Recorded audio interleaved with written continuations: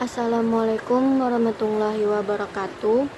Kami dari kelompok 1 ingin mempresentasikan hasil kelompok kami yang berjudul Makalah Urgensi Memahami Dasar Agama Islam, yang beranggota 1. Amalia Humairah, 2. Barlian, 3. David Liono, 4. Hairunisa, 5. Lisa Aryani. Saya Lisa Aryani ingin menjelaskan materi yang pertama, yaitu pengertian Islam. Islam secara istilah adalah agama yang diturunkan Allah kepada manusia melalui rasul-rasulnya, berisi hukum yang mengatur hubungan manusia dengan Allah, manusia dengan manusia, manusia dan dengan alam semesta. Sedangkan menurut bahasa, Islam merupakan masdar dari kata aslama yuslimu islaman, yang artinya taat, tunduk, patuh, berserah diri kepada Allah. Demikian materi dari saya dan akan dilanjutkan oleh teman saya. Sekian, terima kasih. Assalamualaikum warahmatullahi wabarakatuh. Baik, di sini saya akan melanjutkan materinya yang berjudul Dasar-dasar Agama Islam. Pada garis besarnya, pokok dasar agama Islam terdiri dari iman, Islam, dan ihsan. Iman memiliki dua pengertian, yaitu dalam arti sempurna adalah keyakinan yang bulat dengan ikrar lisan, dibenarkan oleh hati, dan dibuktikan dengan perbuatan dan tingkah laku dalam hidupnya. Nah, seperti kita ketahui, rukun iman itu ada 6. Salah satunya adalah iman kepada Allah. Nah, contoh untuk membuktikan perbuatan dan tingkah lakunya adalah dengan melakukan sholat 5 waktu. Yang kedua, iman dalam arti semu, yaitu keyakinan yang tidak kuat dan bulat. Artinya imannya dalam lisan saja.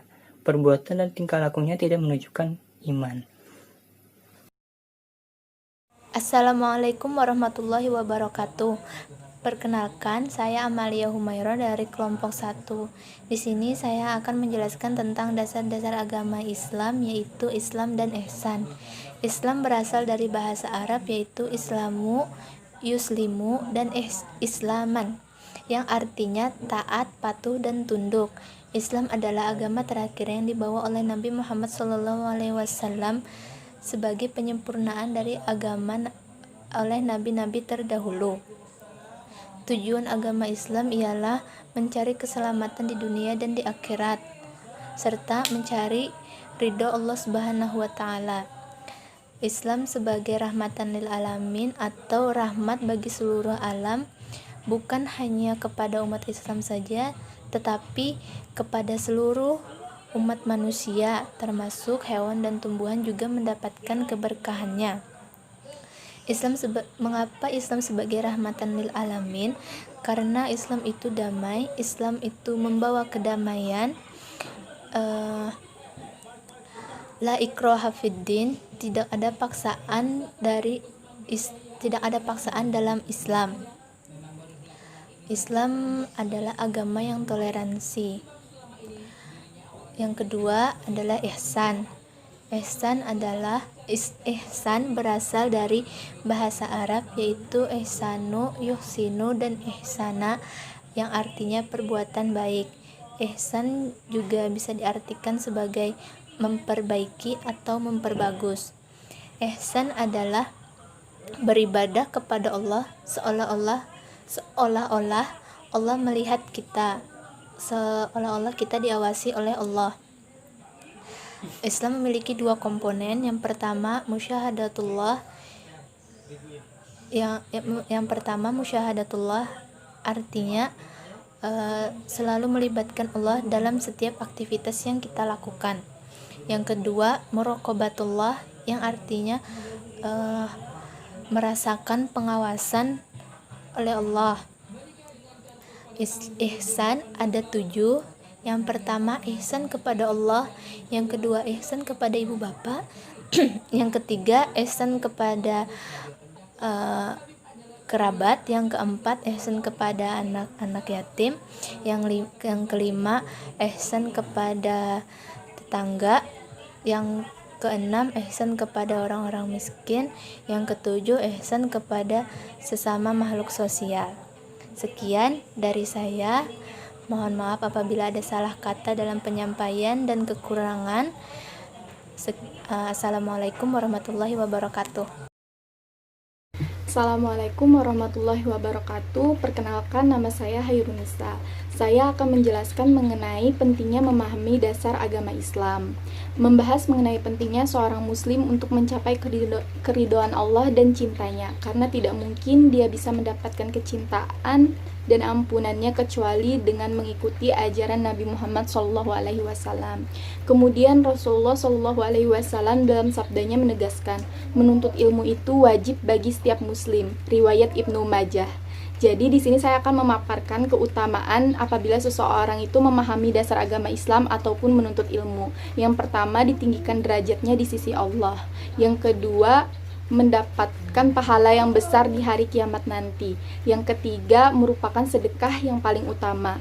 Yang keempat, lebih utama daripada seorang ahli ibadah. Yang kelima, lebih utama daripada sholat 1000 rakaat. Lalu yang keenam, itu mendapatkan pahala seperti seorang yang sedang berjihad di jalan agama Allah.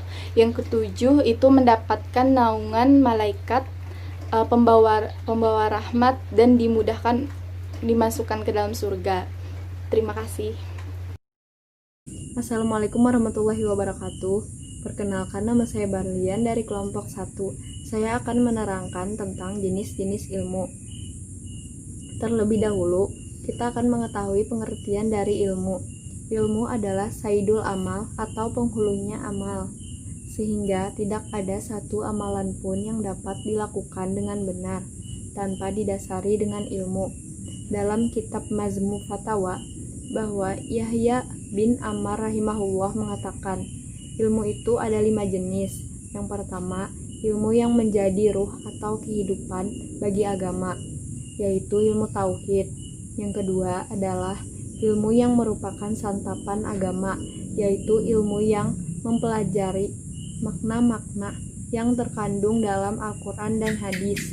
Ketiga, ada ilmu yang menjadi obat atau penyembuh bagi agama, yaitu ilmu fatwa. Yang keempat, yaitu ilmu yang menjadi penyakit dalam agama, seperti ilmu kalam dan bid'ah. Terakhir, ada ilmu yang merupakan kebinasaan bagi agama, yaitu ilmu sihir dan yang semisalnya. Sekian penjelasan dari saya, kemudian akan dilanjutkan oleh teman saya. Terima kasih. Assalamualaikum warahmatullahi wabarakatuh. Nama saya Rizka Aulia Rahmida.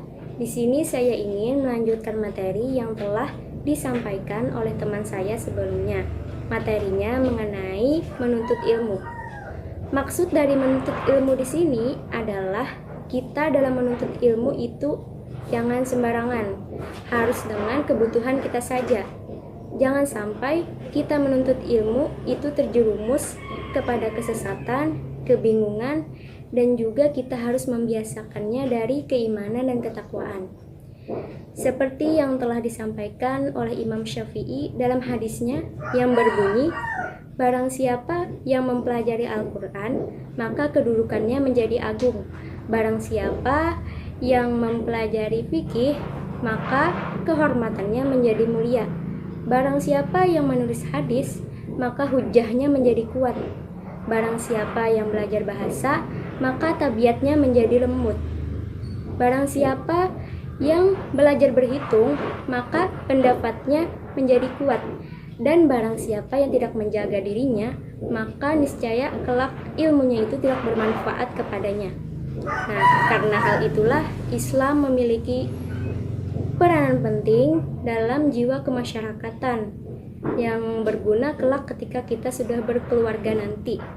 Sebagai seorang pemuda, kita harus berlatih dan belajar mengenai Islam mulai dari sekarang sedikit demi sedikit, karena dengan kesadaran itulah dapat membangkitkan semangat kita untuk menggapai cita-cita yang akan kita raih di masa depan nanti. Sekian. Sekian, terima kasih. Semoga bisa dipahami. Wassalamualaikum warahmatullahi wabarakatuh.